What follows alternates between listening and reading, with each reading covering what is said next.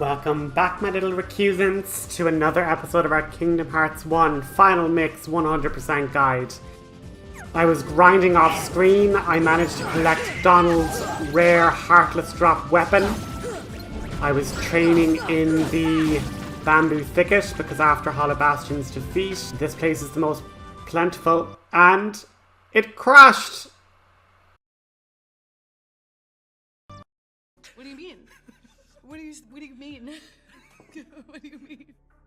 Which means we have to reload the save after defeating Mystery Man and Hollow Bastion and try our best to get a 0.03% drop, increased to 0.07% drop, thanks to our lucky strikes.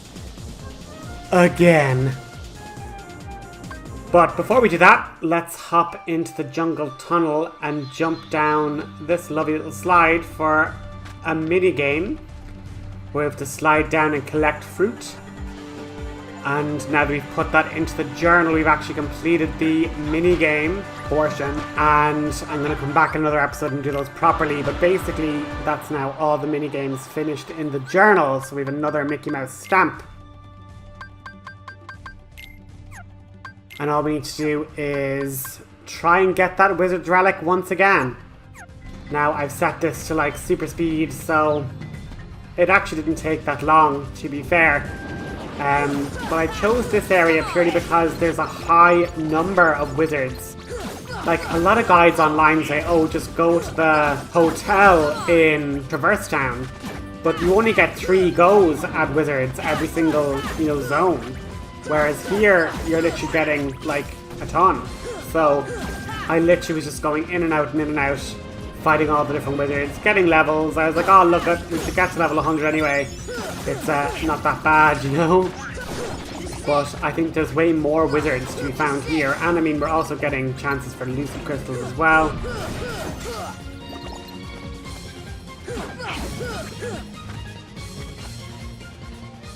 But this particular episode is going to basically be just showing you this little bit because I managed to capture it on camera. But then we're going to be looking at taking on the Hades Cup time trial because I kind of feel like I'm at the level now that I'll be able to do it in one go. And spoiler, we are, so that's quite good. And then really the next episode is going to be, I think, finishing off the end of the world, doing some final bits of synthesis. And that's really it. There's not an awful lot left to do in the game, to be honest. We're really close to our 100%ing the journal for this go-round anyway, But it's been a fantastic journey, and what I'm going to do, just because I suppose we have this like Hades Cup 50 rounds, less than 20 minutes of time. What do I talk about? So I kind of already did a big chat around, the Hades Cup solo. And we get the Wizard's Relic again, so I'm like, woohoo! Go back and save! But what I want to do basically, guys, is I want to just go back and I want to make while we're doing the Hades Cup, I'm going to basically read the Ansem reports. We've gotten all of them and I never looked at them once. So I just want to take that time just to read through them, and if we have time, I can discuss them a little bit. But yeah, we got the Wizard's Relic. Not quite as strong as Save the Queen, but still gives us 2 MP worth of magic and a good boost of strength, so would have been a really good weapon. But we're going to hop over to Olympus now and do the Hades Cup time trial. And I'm going to basically be reading the reports for Ansem's report. So, starting Ansem Report 1, which we got from defeating Jimmy Jafar and Agrabah. Much of my life has been dedicated to the pursuit of knowledge. That knowledge has guarded this world well. Not a soul doubts that. I am blessed with the people's smiles and respect. But though I am called a sage, there are things I do not understand. I believe darkness sleeps in the heart no matter how pure. Given the chance, the smallest drop can spread and swallow the heart. I have witnessed it many times. Darkness. Darkness of the heart. How is it born? How does it come to affect us so? As ruler of this world, I must find the answers. I must find them before this world is lost to those taken by the darkness. Ansem Report 2 was given to us by Aerith, and it reads, "It is my duty to expose what darkness really is. I shall conduct the following experiments. Extract the darkness from a person's heart.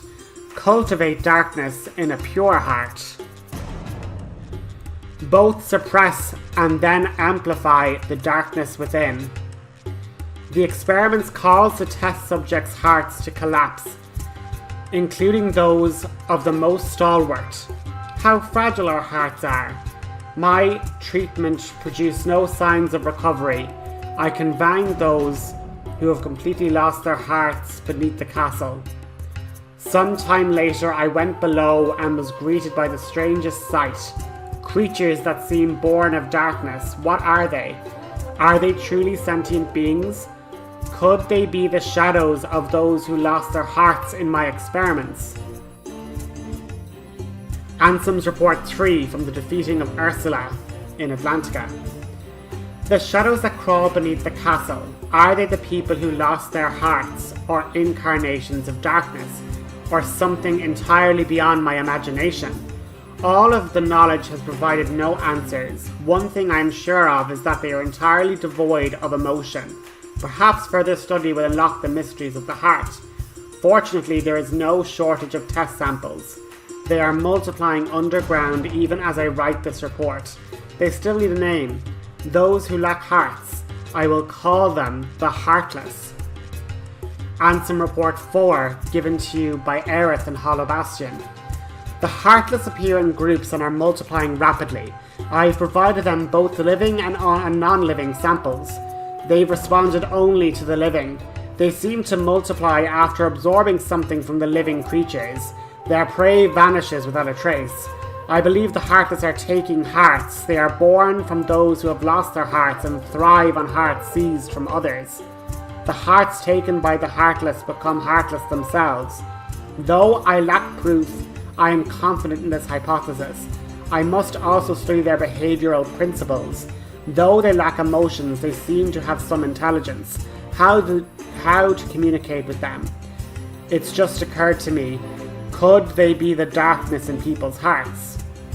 Ansem's Report 5, defeating human Maleficent in Hollow Bastion.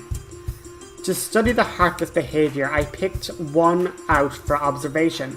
It wiggled its antenna as if it was sensing a target. Headed deeper into the castle. In its deepest part of the castle, the antenna began vibrating, as if searching for something. Suddenly, a strange door appeared. I'd never known of its existence. It had a large keyhole, but didn't seem to be locked. So, I opened the door. What I saw on the other side mystified me. It was a powerful mass of energy. That night, I observed a great meteor shower in the sky. Could it be related to that door that I have opened? Ansem's Report 6. A massive core of energy lay beyond the door sought by the Heartless. It may be the ultimate goal of the Heartless, but what is that energy? I have devised a hypothesis based upon my observations of the Heartless. The Heartless feed on others' hearts and they yearn for that core. The thing beyond the door must be a heart too, the heart of this world. There is no proof, but I have a feeling that immense energy, I am certain, that was the heart of the world. The Heartless are trying to take the hearts not only from living creatures, but from the planet itself. But what do they mean to do with the heart of the world? Ansem's Report 7, from defeating Oogie Boogie. I am studying material from the meteors that rained down on that fateful night. What a find! The material is foreign to our world. It is elastic to the touch, and when two pieces are combined, they bond easily. None of the records ever mention such a substance. Was it introduced to the world once I opened the door? I wonder how many other such materials drift through the atmosphere on this tiny world. I wish to soar off and find out. Could there be uncharted worlds up there? My curiosity never ceases to grow. But should I stop speaking of this unrealistic dreams? For now, there is no way to venture outside this world. My people and I shall be prisoners in this tiny place.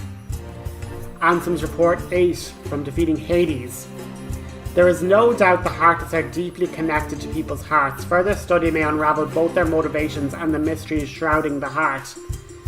As a start, I have built a device that artificially creates Heartless by recreating the conditions that spawn Heartless naturally. I should be able to produce them artificially. This device is the culmination of all my research thus far. The machine's test run successfully created a Heartless. This may be a step forward in creating a heart from nothing. The artificial and naturally created Heartless show nearly identical traits, but the two of them remain distinct for the purpose of my experiment, so I will mark the ones I have created artificially. Ansem's Report 9. Simply astounding. Today I had a guest from another world. He is a king, and his vessel is built from the material comprised by the meteors. He called them gummy blocks. It seems that my opening of the door has opened a path to interworld travel. We talked for countless hours, but one particular story caught my interest. That of a key called the Keyblade. The Keyblade is said to hold phenomenal power. Legend said its wielder saved the world, while another says it brought chaos upon it. I must know what this Keyblade is. A key opens doors. It must be connected to the door I have opened. Ansem's Report 10 from Talking with Aerith in Hollow Bastion. Just as people have hearts, so do worlds. The same can be said for the stars in the night sky. And deep within each world's door... And deep within each world lies a door to its heart. The Heartless desire those hearts, born out of the darkness of people's hearts. They seek to return to a greater heart. Yes, that's it. The Heartless come from people's hearts, as does the darkness. Is the core of the world's heart the world of the Heartless? I will pursue the answer and become all-knowing. My path is set. I shall seek out the wielder of the Keyblade and the princesses. My body is too frail for such a journey, but I must do this. I will cast it off and plunge it into the depths of darkness. Ansem's Report 11 is unique to Kingdom Hearts Final Mix, and this is what we got from defeating Kurt Ziza. In opening the door that stores a world's heart, a wall around the world is broken down. We see this as shooting stars, so this I've been able to understand is the reason why materials known as gummy blocks have the ability to travel between worlds.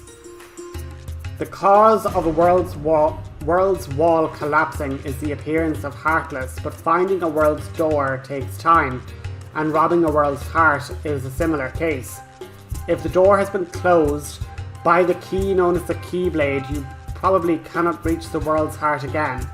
Before the one with the Keyblade appears in this world, I must take measures to do something. Supposing there is a close relationship between the princesses and the Keyblade, it seems likely they will resonate with one another. I have chosen one special girl. I do not know if she has the power like that of the princesses, but there is a chance that this experiment she may lead me to the place where the one holding the key is. I shall send her off to the ocean of the other worlds. Ansem's Report 12 from defeating Sephiroth. I have transcended to the existence of only the heart. I should have come back as a Heartless, but there is no sign of such a transformation.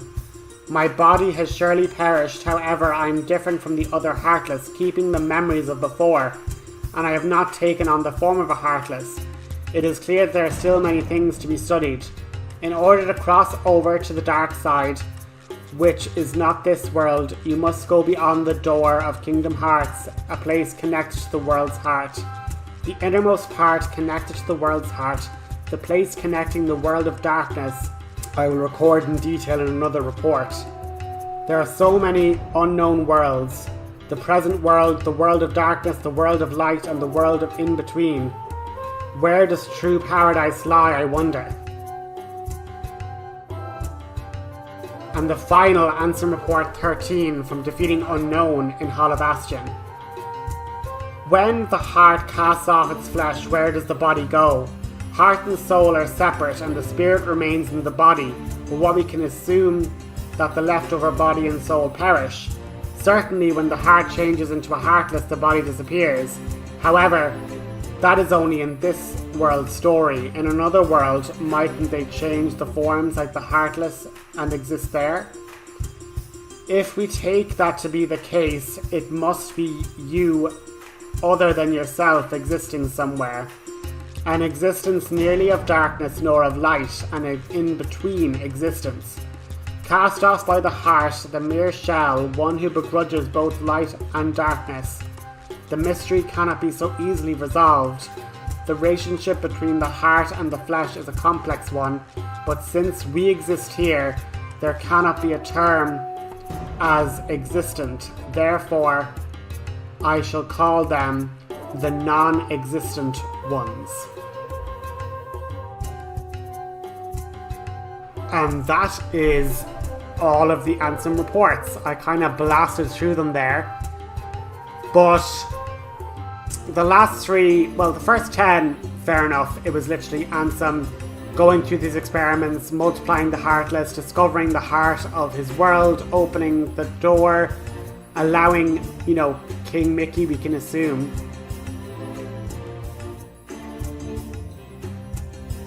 to travel there, talk about gummy blocks. And in the later three Final Mix exclusive reports, that's where it gets really interesting. You have basically Ansem saying that he's after finding a girl who might hold the powers of the princess, and that the princess's heart will gravitate or at least draw in the Keyblade to protect them. And so he sent Kairi into the stars, and then she was drawn to Destiny Island as, I suppose, an act of providence to keep her safe, to keep her protected from, you know, the other worlds, and was, now we know, drawn to really Riku to protect her and keep her safe, which then makes sense as to why Kairi and Riku both then ended up in Hollow Bastion. In a sense, maybe Riku was drawn there because as the Keyblade's hero, he was to seal the door to darkness and stop Maleficent, but she managed to manipulate him, and then Kairi was brought with Riku because he was meant to be the hero of the Keyblade and keep her safe. But obviously, you know, none of that happened, unfortunately. But circling back to the video, as you can see, we're after blitzing through the Hades Cup. We now have 5 minutes to spare, 5 minutes to take down the Rock Titan and beat that minigame, get Goofy's ultimate shield, save the king. And that's pretty much gonna be the episode, guys. I hope you find the chance to read through all the Ansem report entertaining. I was like, but like, what else can we really do while we're talking over, you know, the fights, I suppose. But we've got Save the King now, and yeah, we're blitzing through it. There's not an awful lot left, so I think we just have a little bit more leveling to do to get to level 100, and then we have like a small bit of synth grinding just to get all the equipment, all of the weapons and accessories for Donald and Goofy. And then we're going to have to finish up the journal, and then it's fight the boss and get the difficulty trophies for beating the game. So that's me. As I say, we're nearly at like level 90, we're so close. But yeah, that's been the episode. Hope you found it entertaining and enjoyable. And yeah, Ansem clearly was a wise man that then just went crazy doing dark evil experiments, so not the best guy, but we kind of knew that he's the big bad guy, so all the more reason to go and stop him into the future. But that's me. Thanks for everything, and have a good one. Bye.